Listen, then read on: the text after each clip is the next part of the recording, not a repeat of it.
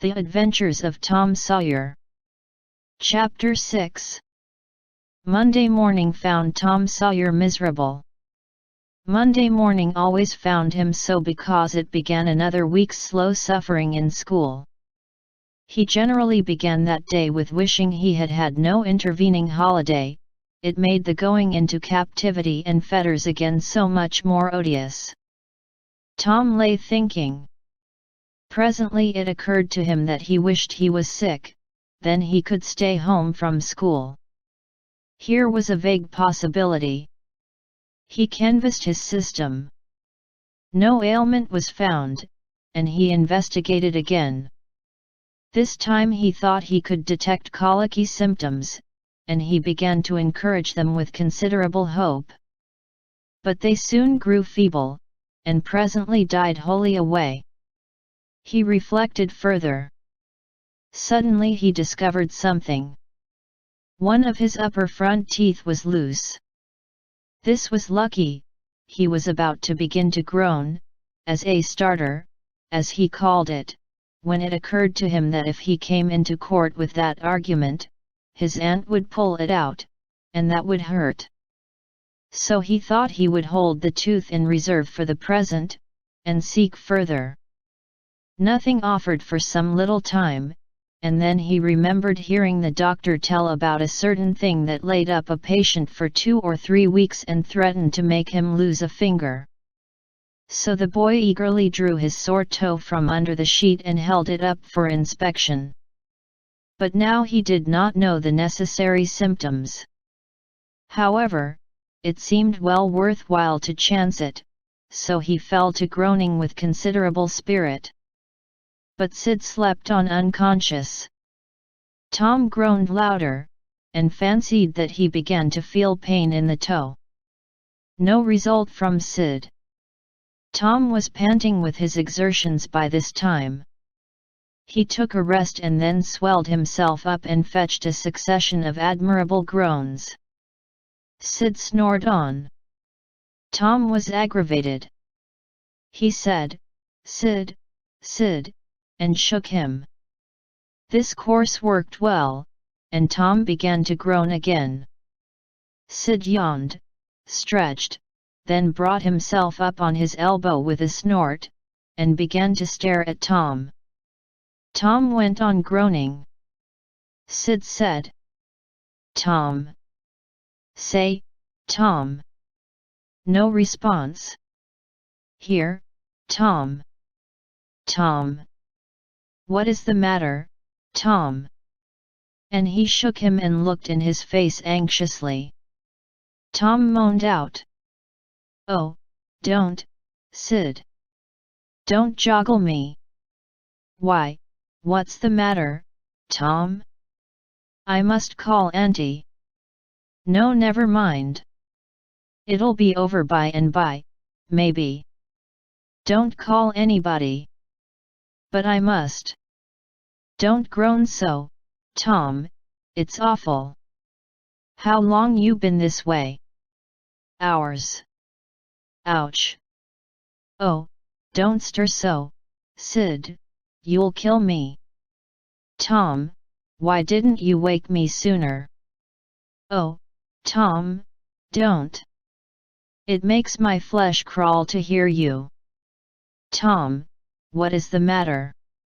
"I forgive you everything, Sid." "Groan." "Everything you've ever done to me." "When I'm gone." "Oh, Tom, you ain't dying, are you?" "Don't, Tom-o, don't." "Maybe." "I forgive everybody, Sid." "Groan." "Tell 'em so, Sid." "And Sid, you give my window sash and my cat with one eye to that new girl that's come to town, and tell her." But Sid had snatched his clothes and gone. Tom was suffering in reality, now, so handsomely was his imagination working, and so his groans had gathered quite a genuine tone. Sid flew downstairs and said, "Oh, Aunt Polly, come. Tom's dying." dying. Yes, Don't wait, come quick. Rubbish. I don't believe it. But she fled upstairs, nevertheless, with Sid and Mary at her heels. And her face grew white, too, and her lip trembled. When she reached the bedside she gasped out. You, Tom. Tom, what's the matter with you? Oh, Auntie, I'm. What's the matter with you? What is the matter with you, child? Oh, Auntie, my sore toes mortified. The old lady sank down into a chair and laughed a little, then cried a little, then did both together. This restored her and she said, Tom, what a turn you did give me. Now you shut up that nonsense and climb out of this. The groans ceased and the pain vanished from the toe. The boy felt a little foolish, and he said, Aunt Polly, it seemed mortified, and it hurt so I never minded my tooth at all. Your tooth, indeed. What's the matter with your tooth? One of them's loose, and it aches perfectly awful. There, now, don't begin that groaning again. Open your mouth. Well, your tooth is loose, but you're not going to die about that. Mary, get me a silk thread, and a chunk of fire out of the kitchen. Tom said. Oh, please, Auntie, don't pull it out. It don't hurt any more. I wish I may never stir if it does. Please don't, Auntie. I don't want to stay home from school. Oh, you don't you? So all this row was because you thought you'd get to stay home from school and go fishing?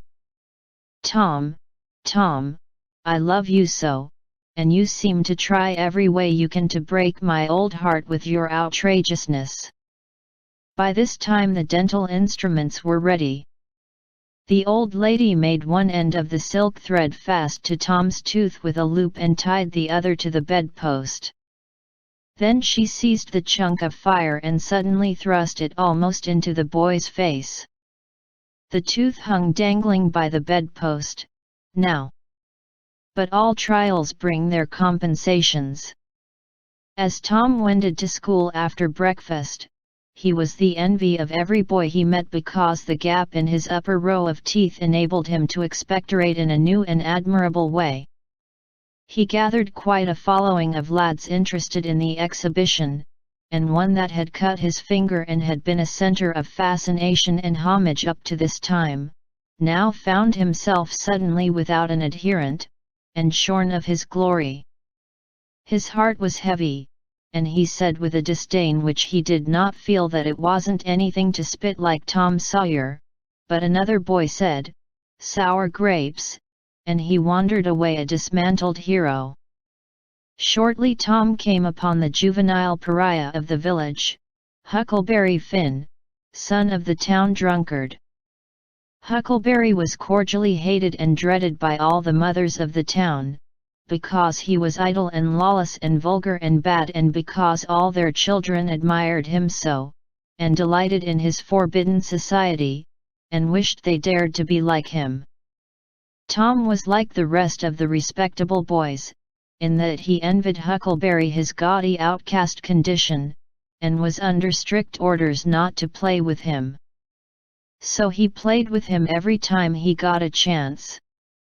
Huckleberry was always dressed in the cast-off clothes of full-grown men, and they were in perennial bloom and fluttering with rags.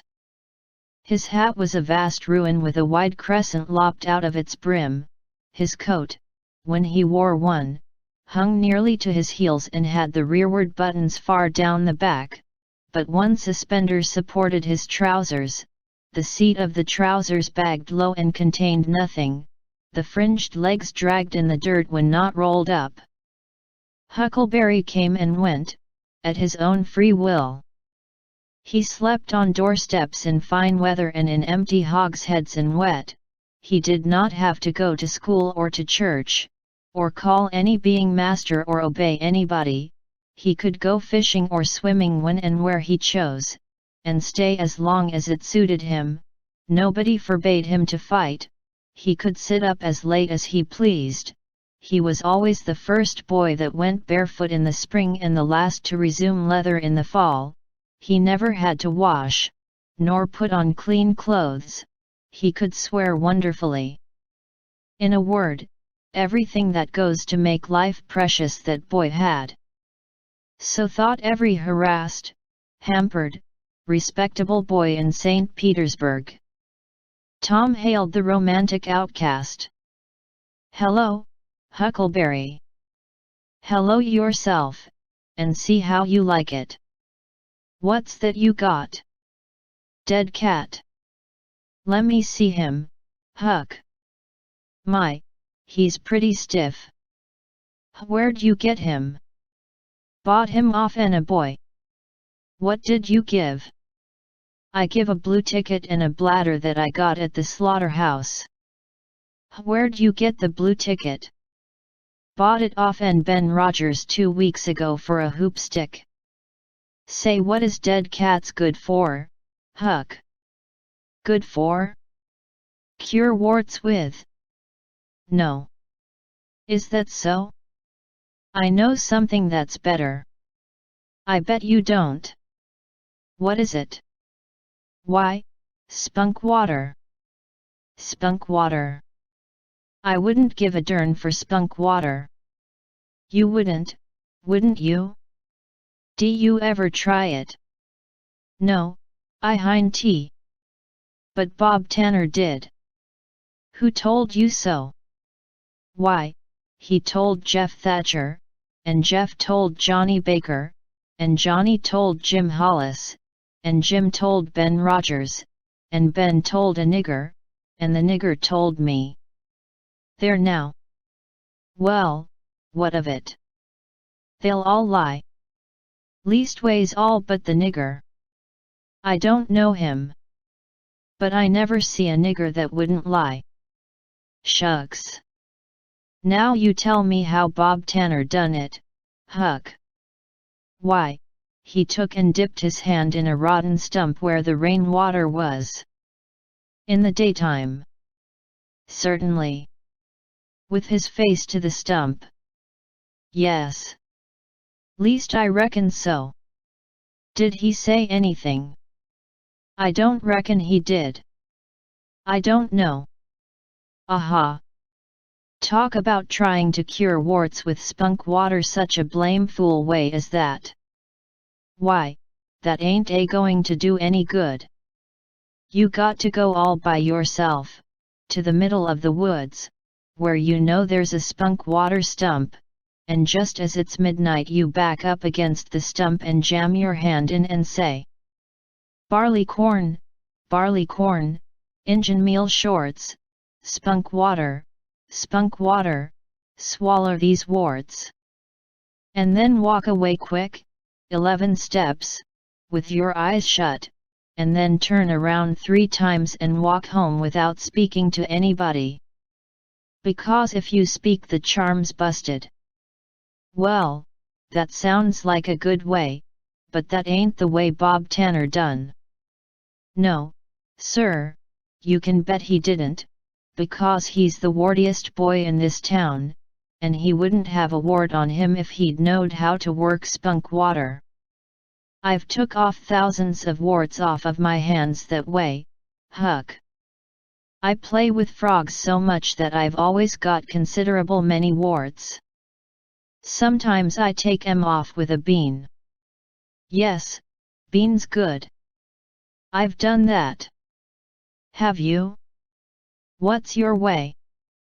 "You take and split the bean, and cut the wart so as to get some blood, and then you put the blood on one piece of the bean and take and dig a hole and bury it 'bout midnight at the crossroads in the dark of the moon, and then you burn up the rest of the bean.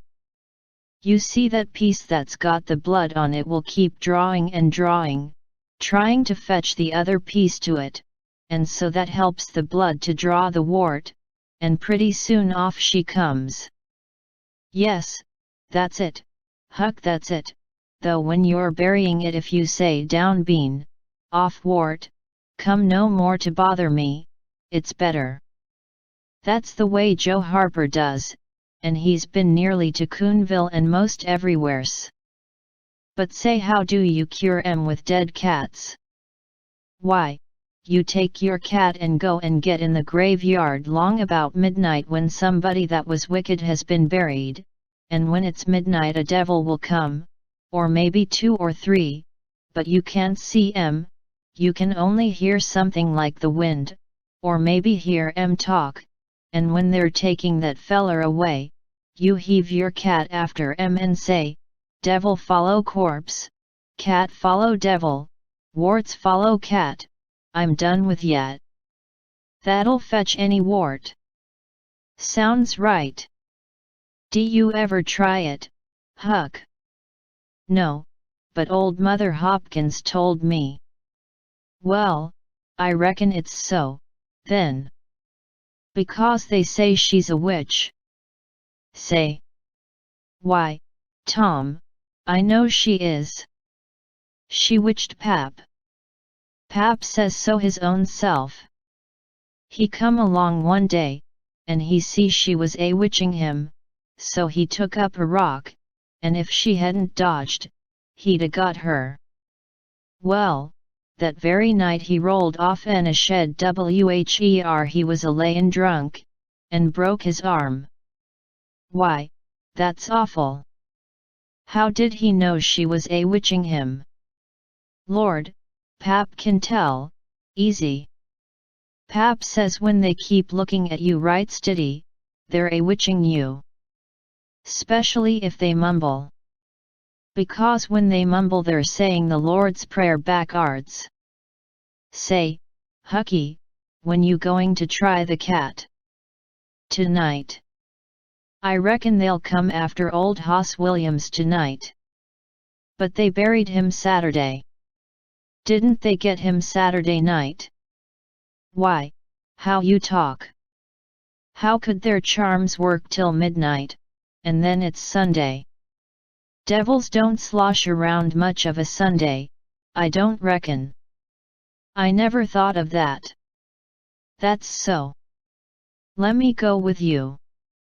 Of course if you ain't afeard. Afeard? Tain't likely. Will you meow?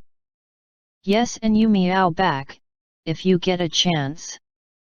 Last time, you kept me a-meowing around till old Hayes went to throwing rocks at me and says "Darn that cat," and so I hove a brick through his window, but don't you tell. I won't. I couldn't meow that night, because Auntie was watching me, but I'll meow this time. Say, what's that?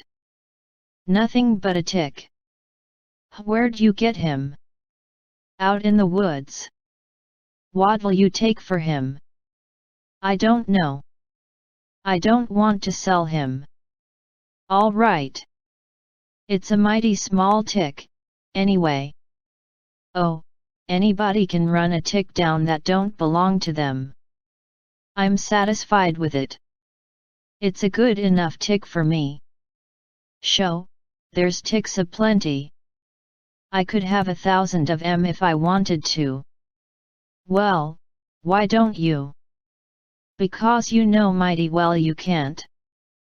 This is a pretty early tick, I reckon. It's the first one I've seen this year. Say, Huck, I'll give you my tooth for him. Le's see it. Tom got out a bit of paper and carefully unrolled it. Huckleberry viewed it wistfully. The temptation was very strong. At last he said, "Is it genuine?" Tom lifted his lip and showed the vacancy. "Well, all right," said Huckleberry, "it's a trade." Tom enclosed the tick in the percussion cap box that had lately been the pinchbug's prison, and the boys separated, each feeling wealthier than before.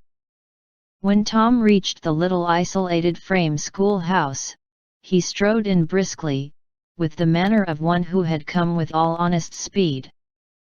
He hung his hat on a peg and flung himself into his seat with business-like alacrity. The master, throned on high in his great splint-bottom armchair, was dozing, lulled by the drowsy hum of study. The interruption roused him. Thomas Sawyer. Tom knew that when his name was pronounced in full, it meant trouble. "Sir! Come up here." "Now, sir, why are you late again, as usual?" Tom was about to take refuge in a lie, when he saw two long tails of yellow hair hanging down a back that he recognized by the electric sympathy of love, and by that form was the only vacant place on the girls' side of the schoolhouse. He instantly said, "I stopped to talk with Huckleberry Finn." The master's pulse stood still, and he stared helplessly. The buzz of study ceased. The pupils wondered if this foolhardy boy had lost his mind. The master said, You did what?" "Stop to talk with Huckleberry Finn." There was no mistaking the words. "Thomas Sawyer, this is the most astounding confession I have ever listened to. No mere feral will answer for this offense. Take off your jacket." The master's arm performed until it was tired and the stock of switches notably diminished. Then the order followed. "Now, sir, go and sit with the girls. And let this be a warning to you." The titter that rippled around the room appeared to abash the boy, but in reality that result was caused rather more by his worshipful awe of his unknown idol and the dread pleasure that lay in his high good fortune. He sat down upon the end of the pine bench and the girl hitched herself away from him with a toss of her head. Nudges and winks and whispers traversed the room, but Tom sat still, with his arms upon the long, low desk before him, and seemed to study his book. By and by attention ceased from him, and the accustomed school murmur rose upon the dull air once more. Presently the boy began to steal furtive glances at the girl. She observed it, made a mouth at him and gave him the back of her head for the space of a minute. When she cautiously faced around again, a peach lay before her. She thrust it away. Tom gently put it back. She thrust it away again, but with less animosity. Tom patiently returned it to its place. Then she let it remain. Tom scrawled on his slate, "Please take it, I got more." The girl glanced at the words, but made no sign.